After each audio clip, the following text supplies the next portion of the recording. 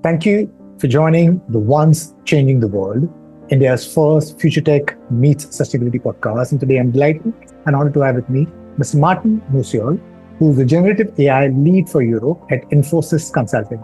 He's the ex-data science manager at IBM. He's the founder of Generative.ai.net, which offers courses on generative AI. His newsletter, Generative AI, short and sweet, has 43,000 plus subscribers. And he is the author of the book titled Generative AI, Navigating the Course to the Artificial General Intelligence Future. He is working on building AI agents to take over software engineering tasks. Today, the topic of discussion is going to be generative AI, autonomous AI agents, and artificial general intelligence. So Martin, really appreciate you taking time and being part of the podcast. It'll be great if you can start with your journey, your background, and your fascination towards generative AI. Yeah, thank you so much for having me, first of all. One thing that I think is quite interesting is that 2014, a paper came out that was Generative Adversarial Networks by Ian Goodfellow. And that actually, I read that paper, I remember, and it took me a little while, but then I understood, wait a second, this can be super powerful in the future. So I started then at some point working as a data scientist, of course, not generative AI, but data scientist. And then I thought, okay, wait, because the GANs, first GAN versions came out and they were generating images, very low fidelity images, low quality. But I thought, okay, wait, at some point, looking at the trajectory, this might become photorealistic. And what else can we actually generate? Then Stanford came out with like 3D object generation through GANs and stuff. And then I thought, wait, I want to talk about it. So I went on a conference in Italy, Milano, 2016. And I talked about generative AI. And I haven't heard many people or actually anyone saying generative AI.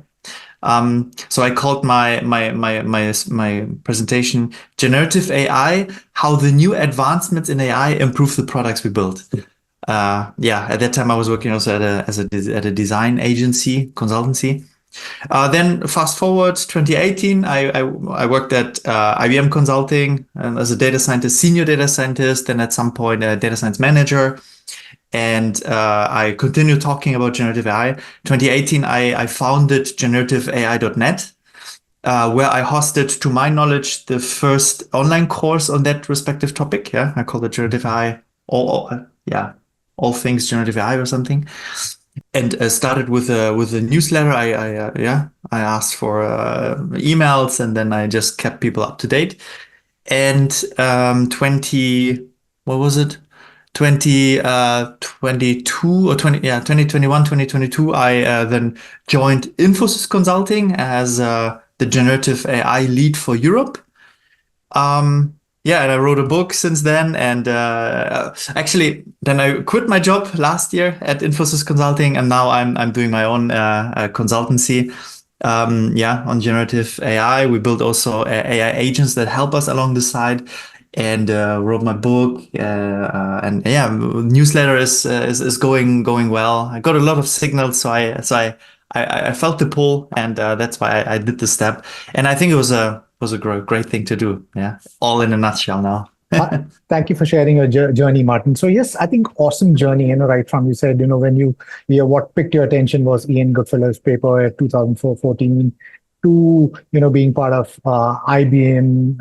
And Infosys, and then now taking the decision of starting out your own. So I think the world trajectory is changing. There was a time when I guess, when AI researchers were starting out, they would normally, all go towards, these big companies. But today, I think there's more and more democratization sorts. There are more and more individual AI researchers, small startups doing things which even the larger companies are finding it difficult to do, but somehow, because I guess, most of the innovations happen in a startup ecosystem, because when it's a big company, I guess, the hierarchy kind of, makes it very difficult to innovate. While when you're working in a startup, there is more free flow culture and there is more openness. And I guess, somehow I mean, I'm seeing that there's a democratization of technology of sorts, to these closed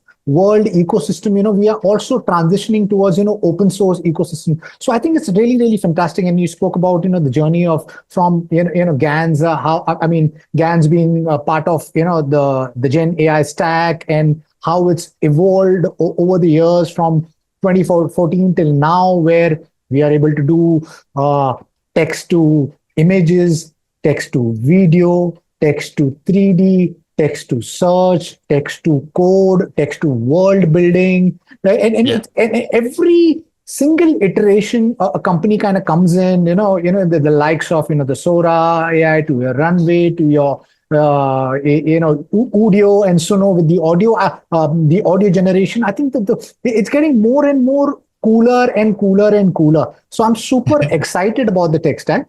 But not many people understand GANs, generative adversarial network. So I think it'll be great if you kind of, give an overview of GANs and what the role it plays in, creating these Gen AI tech stack. First of all, GAN, so when they came out 2014, for 1 year, not much happened about them. But then sort of like the submissions about GANs really exploded exponentially. And we had thousands of different versions 2 years later. From literally zero half a year later to like 2 years later, thousands of different versions of GANs, and you could generate all kinds of things with them. Yeah, they were so adaptive. But actually, most of the generative AI solutions nowadays are transformers. So these are and transformers, fun fact, were generated. There are still GANs that are relevant, but I think transformers significantly have taken over.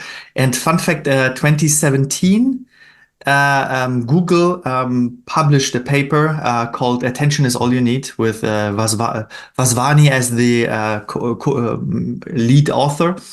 And that was the first transformer version that they have presented. They called also the model, the first model that has been built on top of that, BERT. Yeah, that was like quite interesting. And, it's interesting to see how they have not came up with a ChatGPT version of themselves, right? But OpenAI has done it. Like literally, how much is it? Like 4.5 years later, or five years later. And imagine what could have happened with Google if they would have taken their own technology, maybe not even open source it, I don't know, and then develop their own models. Yeah. I think Ilya Sutskever was also at that time at Google. So yeah, interesting. So, but anyways, Google transformers are really like quite ubiquitous. All of the language models are transformers. However, we see already like new architectures on the horizon, such as Mamba. It's a steady state model. Mamba and Jamba are also a different version of it. But they are not on the forefront yet. Also, we have V-JEPA, which is the meta-driven architecture, where they don't try to just predict the next word, which is happening with transformers. Yeah, they try to predict the next word, given all of the training data, given like a large model, lots of trainable parameters. And you see, as you increase the trainable parameters and you increase the training data that you have, then just with predicting the next word, you have emergent capabilities, such as you can emulate personas, you can do all kinds of things through prompt engineering. And V-JEPA in comparison to that, which is also quite as a very, very good idea, and maybe might be the next step to AGI.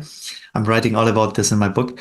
They not try to predict the next word, but they try to abstract concepts and try to predict on that level. So with joint probabilities. In detail, it can get quite complex. Martin, would you be, able to elaborate on this V-JEPA model by Yann lecun, because he says, it could be the pathway to AGI. I mean, your book also talks about, generative AI, to the pathway to AGI. What role do you see Gen AI playing in, maybe the creation of AGI? So V-JEPA in a more simplified way, and the goal is actually to get a world understanding. Yeah, that's AGI, and I can also talk to why just language is an issue. maybe I start with that first, then I go to JEPA, because the language is just like an approximation of the world. Yeah. For instance, if someone tells you how it is to live in the jungle, yeah, for like 3 months, because that person has lived in the jungle for that time, and the person explains it to you, then you might get a good understanding of it, how it is there. Yeah, you can ask that person for hours questions and questions. You can, even for a week, you can just ask questions about how it is to live in the jungle. But you will never have a real understanding of how it is to live in the jungle if you haven't lived there for yourself, by yourself. So language can only be an approximation. There will always be a delta to the reality. And even if you would live there, there's still differences to other people that would live there. Yeah, like there's always a delta. But to minimize that delta to reality, I think is key to get to AGI. That's why language models are limited by definition. Yann lecun also is arguing along this line, and he is saying, okay, we need to, so multimodality, yeah, we need to have multiple, we need to see, and we need to be able to abstract concepts out of visual, audio, words. We need to be able to abstract these concepts and sort of build an intelligence of the world through that. Yeah, so in technical detail, it's joint probabilities between these different modes natively. Yeah, quite complex, but this is still not enough to get us to AGI. Yeah, and AGI, in my opinion, because there's also some difference also among these AI luminaries, it is a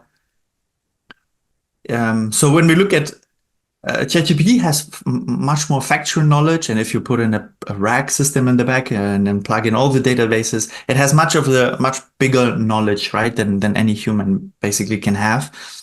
But still, there is an element that humans have that ChatGPTs and the chatbots out there that cannot have.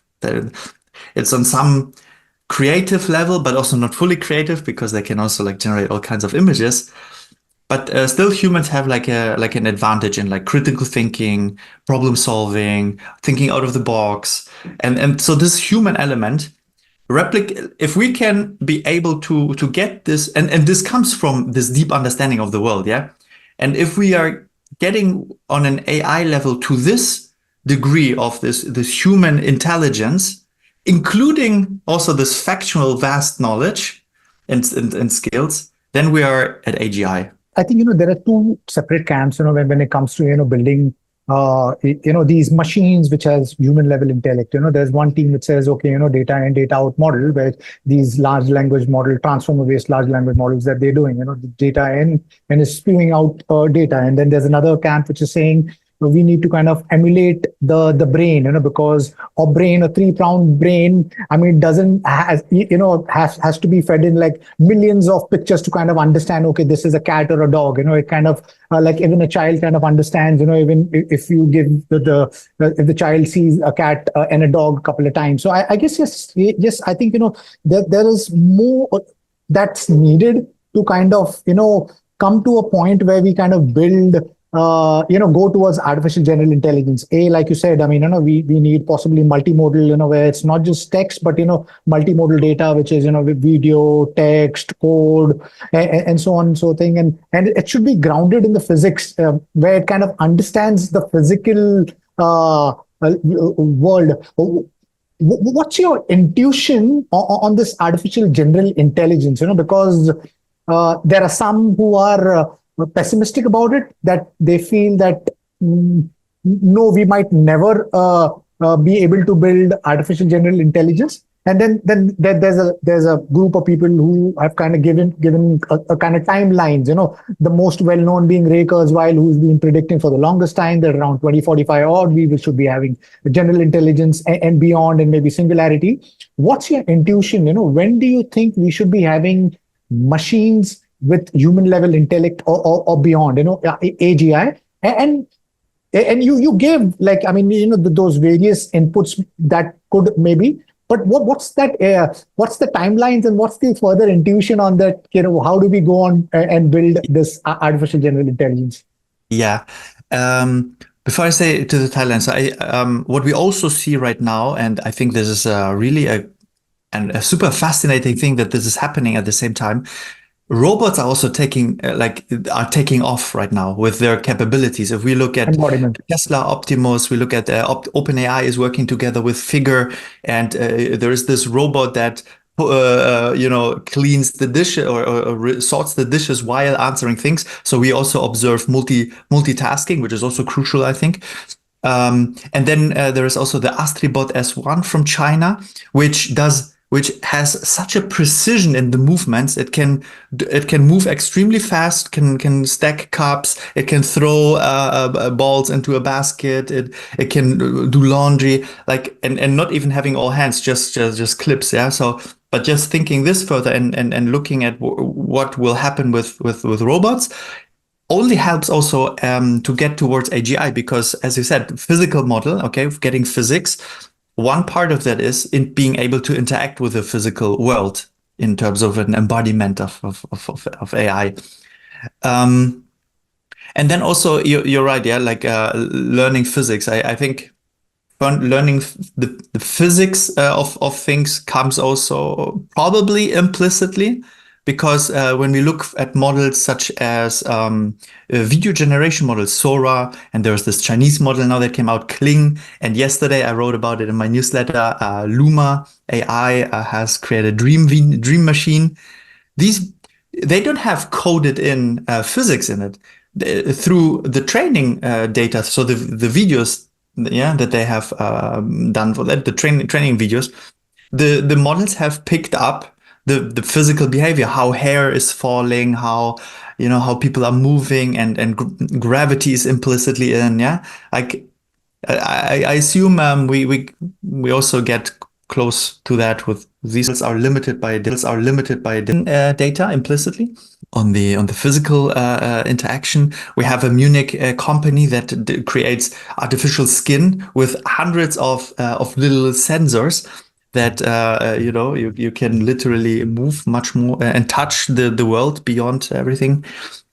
Multisensory is also important. Not only camera, not only audio, microphone basically, and not only through text, but also what else do we have? Taste, smell. Perhaps we also need all of this information that just helps us to get closer to that.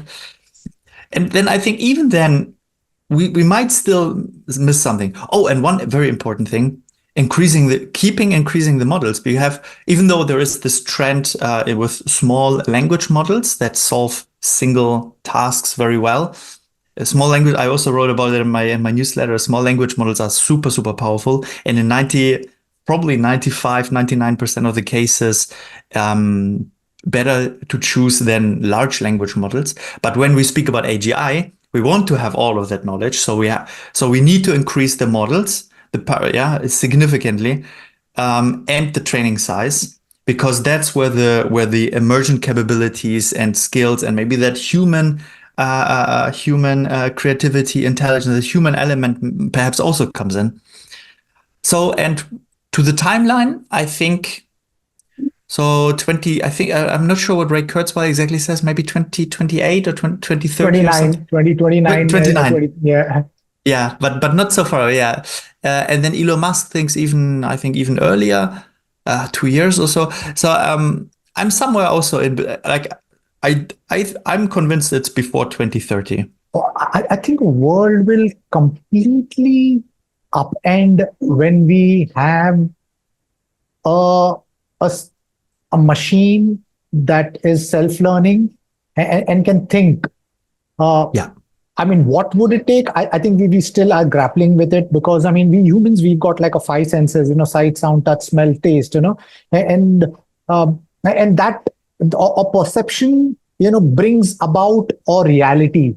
So I guess, obviously all of those, multi-sensory data, I think is kind of missing in these, because these large language models, I mean, though they are now going multimodal, but hopefully, I mean, there is that magic ingredient, I think, is still kind of missing, and which I think everybody is kind of working towards kind of finding what that is, but I think once we do get to AGI, I think the world will completely upend, and there is one side of me which says that this machine that we've created it's like a child of sorts, because it's being ingested with our data, the good, bad, and ugly, the data that we've Yes. created. So, Yes. and so what would that mean? A model that's been trained on, the open worldwide data, of, the bads in the world, the religion which divides us, the capitalism, top-down hierarchy, which kind of, has divided the world. I don't know what kind of a machine that we'll be creating. So there's one side of me which somehow, I mean, though I'm not into this Hollywood movies painting the dystopian picture of these Terminators and all, but I am cognizant about this species, new species of sorts, which I think we're going to be creating. And it's being created with odd data, and odd data, I mean, the kind of data that we keep on creating on a regular day. I mean, the Yeah. biases that we have, the racism, Yeah. the rich poor divide. And if that species, what we call AGI, learns this, how would it kind of behave? How would it interact? How would it perceive the world? And what would be the dynamics it kind of plays out? I'm really unsure about it. Who do Yeah. you think are the AI researchers that you look up to, who you think are have taken the right approach towards building or have an understanding of that AGI, working towards building an AGI which will be beneficial for humanity? That's a good question. Before I answer that, also, one thing that just came up to my mind is like it is also crucial for an AGI to be able to learn as it lives, yeah. Because right now we have like these pre-trained models, then they are fixed, and then through you can plug in some information through RAG system or different kind of systems, and then you have like this context window where you can put in all of the information. But effectively learning, they don't do it anymore. Like you have to retrain them actively. So perhaps this can be done via persistent memory, where you store all of that learned information. There are companies talking about that. So I think where do we have the skills for getting to AGI? Yeah, one thing, if you look at the LM Sys leaderboard, yeah, from Hugging Face, I think in the top 20, there are 13 or so that are being generated, or 13 or even more. The ratio was even higher, but it has diluted a bit. But 13 or more are coming originally from Google DeepMind, in fact. The OpenAI employees that have worked at Google DeepMind, yeah. There is Anthropic that they have worked at Google DeepMind, Cohere, and others. So that's, I think, quite interesting. They have some knowledge there that is curious to know. Of course, OpenAI is leading when it comes to the performance ones with a GPT-4o model. So they definitely have very good skills, and also the stories that one hears of the departure of Ilya Sutskever and Yann and now also another employee has spoken out that I'm quoting that person. That I'm not sure about the name, but that employee said, humanity is not ready for this. Yeah, something like what's happening at OpenAI. So there is something happening behind the scenes, I think, as well. Top researchers, in my opinion, are Ilya Sutskever. Like he is very much up in the front. Yann lecun is thinking also very strongly, outspoken about if it's all his, I don't know, but he has definitely also a strong team and lots of deep financial bags to try out things. So if we look at the meta models, the Llama 3, yeah, they have trained that on, I think, 600,000 H100s or something like this. Yeah, an incredible, crazy number, which costs billions. So there's definitely like an advantage there in building AGI. And so, but when it comes, you also asked about safe. Who can we trust basically with developing AGI? I mean I hope that the open source community comes up to this. They are also very enthusiastic, very skillful, and the gap between closed source models and open source models are actually getting closer and closer. Meta is with the Llama 3, they're also in the top 10, I think, yeah. With a 70 billion parameter model, and they are working officially on the 405 billion parameter model. So when this comes out, then we are already like quite on par, I think. Yeah. So I hope the open source community gets there, but most likely they are not getting there first. And also, we don't know exactly what's happening in China. They're also onto things, yeah. And Amazon also works on a huge model. So it's going to be a oligopole, I would say. Right. Yeah, there seems to be a race of sorts. Just I think day before yesterday, I was reading this in the news that how Dubai is appointing 22 chief AI officers. And you mentioned, I mean, the AI head of Dubai was mentioning, how they want to lead the race. I think every nation is saying they. I think that conversation needs to change, and because we are building a tech, and it should be we as a world, not us in any single part of the world.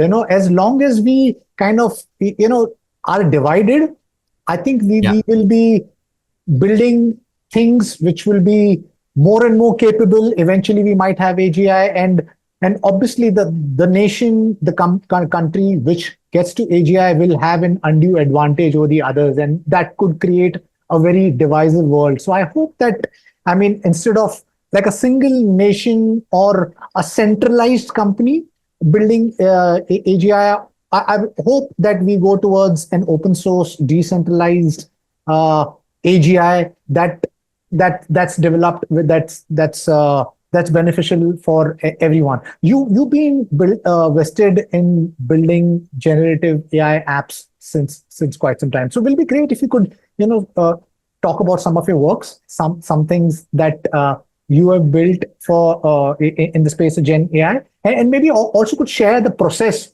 of building a generative AI application. What's the tech stack needed to build a generative AI application? So we have worked for an international container shipping company. We have built a chatbot. So the before that project, what was the situation? Clients write roughly 1 million of emails to that container shipping company, asking, "Hey, I want to ship used cars from country A to country B.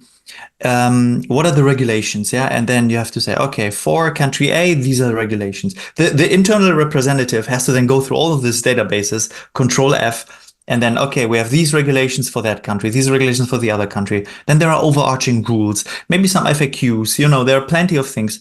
Then also the ask can come in different languages. Yeah, it's global. And so then that person, the internal representative, puts it all together, writes it up, cross-reads it, and then sends it out. This can take up to half a day for one email. So, and they get like really up to 1 million of these emails per year. And what we have built is a chatbot where the representative takes the email, pastes it in, copy and pastes it to the chatbot. The chatbot, through a RAG system, that is the most dominant architecture right now for generative models, for generative applications, because not the models itself, but the generative AI applications. What's happening is that first, through semantic search, you plug in all of the databases. Through semantic search, you search, okay, what is the query actually? What is the email? What is the intent here? Yeah, so we have to extract the intent. And then we see through semantic search what information in the databases are most likely, most close to the query and can answer that question. Then you take these chunks of this information and you put it into some prompt engineering, yeah, and you send it to a language model. The language model then can on the fly play with different languages and can translate on the fly. And second, it answers nicely in an email format, depending on how you prompt it, right? And answers that. And then the internal representative takes it, copy paste to the employee, so cross reads it, yeah, and then sends it out. Why this copy and pasting? Because of liability questions. You want to have the responsibility at a human still. Last year especially, and I think still this year, most of these models are not that good that you want to say, okay, we can give it all of the client communication, direct client communication, and we trust it 100%. I would not go there yet. I would try to get some trust first through a testing phase, and then identify which cases work, which cases don't work. But this was a huge project and hugely successful, because you can see from 4 hours per email, you have now copy paste. It takes 1 minute. The answer is there. Paste back, cross read, send. Yeah, huge save time, resource saving. Yeah, this is I think, and prompt engineering here is a very important piece. Yeah, you want to. There are 5 top rules, I would say. Number 1, you want to give it you want to make it an emulated persona, which is you are an expert in this and that, and you can answer these kind of questions very well. You are very well spoken. Yeah, like sort of like these things. Second, you want to give it the context, which you do through the RAG system, through the semantic search, choosing the chunks, giving it. Third, you want to precisely state what is the task. I need you to, do this, or that. You can even say it in multi-step, like step 1, step 2, step 3. Then you want to even maybe give it some information on problem solving. That would be the 4th case, how to solve the problem at hand. And then the 5th case is you want to give it constraints, like how large do you want to have the answer. Maybe the concise email is most cases better than a verbose email. Yeah, and then it's a science by itself. Yeah, the prompt engineering. But this is the template, I would say, for 90% of the generative AI applications that I have seen. And I spoke on a weekly basis with twice with 2 new clients. Yeah, because it was such a pull starting last year. Yeah. Martin, you were in the beginning of the conversation. You were mentioning about Kling AI, the Chinese AI model, text to video, and you're also talking about Luma AI. I had the good fortune of speaking to somebody from Luma AI earlier on the podcast. Would you like to talk about these generative AI models which does video? What's it? How's it doing that? How is it creating these awesome videos and things like that? Will be great if you can, we'll be able to kind of give us like a breakdown. How do these models work? These generative AI like models like such as Kling AI and so on. What is video? Video is basically multiple frames, images in separation. Yeah, in a sequence. So how do you generate images? This is with stable diffusion. Now there are models called video diffusion, and they create sort of the images in a sequence. And the difficulty here, the difficulty here is to generate these images and then have them, the objects, they need to move, yeah? But we want to have a consistency on how they move. So it is, yeah, this object consistency is what's now getting better and better. And of course, the more pixels you have per frame, so HD, high HQ quality or HD quality video, yeah, 2K, 4K. I think 2K is already achieved by Sora, and I think we have already a 4K model. I'm not sure if it's Kling 4K or Luma, but we are definitely not far away if we haven't received it. I'm not fully sure. Yeah, but this is basically how it technically works. Yeah, creating these frames in a row, and you see, like, you basically have. So you say text, like a small prompt, which is, and this prompt is, you don't want to have all of that you have written in the first image. and then get started. You want to have like over the course of the sequential images, you want to have that represented what is in your prompt. So walking through a park, yeah, the walking becomes through the sequence. Yeah, it's definitely much more complex than just predicting a new word or just generating one image. But these models also increase. They are getting bigger. They are getting better.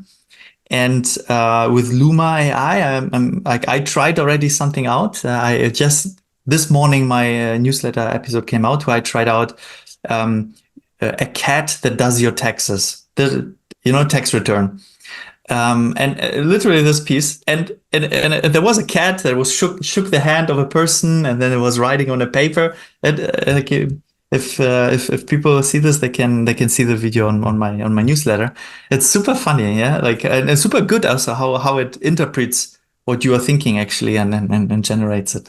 How cool is that? I mean, but it's also kind of upending the entire chain of workflow of creating video, because creating a video was like at least, I mean, in like, for example, if it's a TV commercial creation, you want to create a TV commercial, so it starts with a creative guy who kind of writes down the script. The script goes to the agency kind of approves the script, then you hire a team of production house that kind of wants to shoot the content piece. You get a director, you get a DOP, you get actors, you get a location, you shoot it. Once you shoot it, you take it in the editing studio, the video gets edited, then you take it to the audio editing studio, the audio gets mixed onto it, then a final mix gets created, both audio and video, and that's when you kind of share it to these production houses, and they take it to your TV, and then you can see a TV commercial, 30-second. But here, what has happened, the generative AI stack completely breaks it. You put in some text, and voila, you've got like a video out. Though right now it's very rudimentary. There's these Kling AI and Luma AI and so many others who are doing it. And Sora is going to release their model to public soon. I'm wondering what would that do for the future of work. How do you think, like the future is going to look like? Because, there is one group of people who says that, obviously the future of work would be, there wouldn't be complete job loss. There will be a lot of augmentation of jobs also, because, AI will add more jobs than kind of take away. What's your take on the future of work with Gen AI being able to create, images, designs, videos, code, search, or whatever we want? What do you think the world is going to look like in the future of work? That is a good point. And also interesting what you said about creating a video. Yeah, there are so many steps, so many people and skills involved, and one can already see how resource intensive this is. And of course, this resource intensity goes down if you want to still have super high production, everything perfect. Currently with the models, you don't get that far, but actually there exist already real commercials. For instance, from Under Armour, together with Anthony Joshua, the boxer, they have created an ad purely on GenAI video generation. That was quite great. I also have it on my newsletter. Anyways, but so with the jobs, what we have to be aware of, I think, is that there will be job. There's first augmentation that's happening. Then at some point there comes some automation where the human is in supervision and manages only. And at some point there is the deprecation of the human in the loop. There is no human anymore and fully AI. And there will be humans that also will lose their job that they have currently. This is, I think, the uncomfortable truth. Just last week, I was in Phoenix, for instance, as a slightly different field, but I drove there with a Waymo. That's a self-driving car. You download the app from Waymo. It picks you up where you are. You send where you drop a needle where you want to be. And it works so smoothly. It picks you up, this driverless car. And, it can drive 24/7. It only has to charge once in a while. No human involved. obviously the costs, they go down also with the sensors. This will continue going down. No human salary that has to be paid.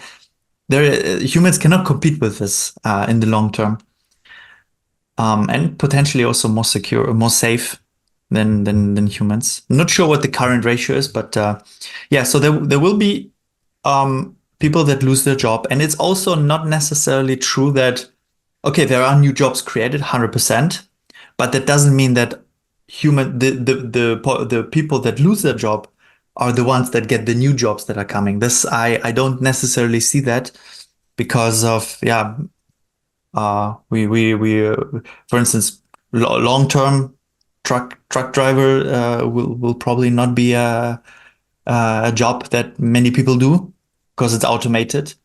But the truck drivers that lose their job, they will not start managing AI, autonomous AI agents, that come up. So that's unfortunately the truth. It's also part of what's happening with civilization and new technologies that are coming in. Farming and so forth is also drastically changed, and many other things. But I truly believe the new generation, the Gen Zs and even further, I think they are looking at jobs that are not as labor intense and not and I think I think where they're in a position where they can maybe explore much more their innovative core. Yeah, Yeah. because of so many applications are available, and I think this is a beautiful thing that is happening to humanity. I remain optimistic, Martin, that yes, I think the humans have been, it's deeply divided. There are people like, I mean, even when I step out of my house right now, there's some construction work is going on. And there are a bunch of people walking on the road, and from morning to evening. And then I say like, wow, even if I stand outside in the sun for maybe half an hour, I'll faint. But then there are these people over there who work all day. All day through the day. So yes, maybe that there will be new jobs, but what about those people who have no skills? How much can you actually upskill? So I worry about the world, because we live in a world which is so deeply divided because of capitalism, because it's all top down hierarchy. It's like one power which squeezes down everything. I mean, the bank prints money, and then the rich gets richer, poor gets poorer. So we live in a very complicated world, and you rightfully pointed out the world is changing so drastically. You have these autonomous vehicles right now. You can sit into it and voila, you just with an application, you can kind of say, I want to go here, and you go anywhere in the world, and the price points are decreasing. The machines, which were big, like I'm vested in AR, VR, metaverse, I mean, and I started in 2016, these glasses were bulky, but today they are going as light as this. And eventually they're going to be smaller than maybe like a chip, which could be inserted in your brain. You could be in a virtual reality simulation. And there is already people like Elon Musk and Donald Hoffman who are saying that we already live in a simulation. So yes, I keep on scratching my head and thinking like, where are we? What are we doing? Maybe, yeah. Where's the humanity going? So I hope that the governments, the powers that we have deeper conversations, because the only thing that I see from my lens is with this disruption, which is bound to happen with machines getting more powerful, with technology getting more potent. There could be more deeper divide in humanity, which could create civil unrest, more job loss, and the only way we can undo this is maybe with universal basic income, where we are more united as a world, and we are not thinking like India, Japan, US, Germany, China. We think as a one single world, living in one beautiful planet and work together. But I don't really know whether you've got the potential or capability to do or go towards that. Now, generative AI, it's not just in the space of art creation, images and videos and so on and so forth. It is disrupting the drug discovery landscape, it's disrupting the material science landscape. Can you share, what generative AI is doing in the space of drug discovery and these. Yeah. Yeah, very happy to share. But I also would like to touch upon what you just said. I 100% agree with you. I'm also a tech optimist, and yeah, I think in this, like you said basic income also. So I truly believe that the governments, they are here also in the responsibility now. Yeah, they have, for instance, what is happening in Singapore. So what they have done, there's this governmental program where everyone who is 40 and above gets $4,000 credit in order to upskill on their platform there in AI, and especially generative AI. And if you are not 40, when you're maybe 30, 33, when you are reaching 40, you get the 4,000 budget to train. I mean, this is a beautiful thing. It is a multi-billion-dollar bill, but I mean, better spending multi-billion there than for, there are billions in Germany. Billions are invested very quickly when it comes to some building bridges and stuff. So I'm pretty sure this can be done. So, and I think this is what makes, what are the right steps? Basic income is, of course, also I think a beautiful thought. And I know that some tests are also worked out well. How it is on the broad landscape, or like on the full spectrum of people, I'm not sure, but I'm positive that it works out. Especially when labor is being automated. So when humans are not doing work, then like the work that is being generated creates revenue, and this has to be taxed, of course. And this should go to the people, I think. This can also be highly taxed, yeah, and then sent to give us basic income for the people. So there are many great ideas, I think, but the practicality might be difficult. Then you now asked about the drug discovery part. Yeah, so there are companies that are doing they have 10x the drug discovery, yeah, when in silico AI, and there are also others. Roche is doing that, and Amgen I read. I think or in general material science, yeah, where some chemical components have to be generated and then tested. We see Google DeepMind with AlphaFold. How they AlphaFold 3 now, yeah. First they found the folding of proteins, yeah, they have a protein sequence, and finding the folding through AlphaFold 2. Now with AlphaFold 3, they have they can do it for whole proteins, and this is not a 10x. That's 1,000 or more x of getting things done.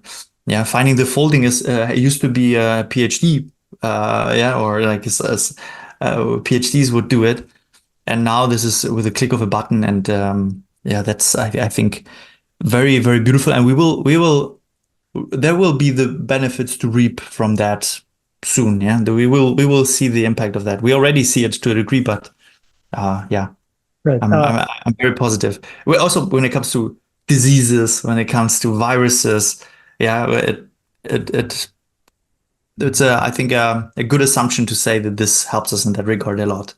Martin, can you, leave us with an overview on your book, your Generative AI Navigating the Course to the Artificial General Intelligence Future, and also maybe your thoughts on the future of generative AI? Because today, it's largely data in, data out.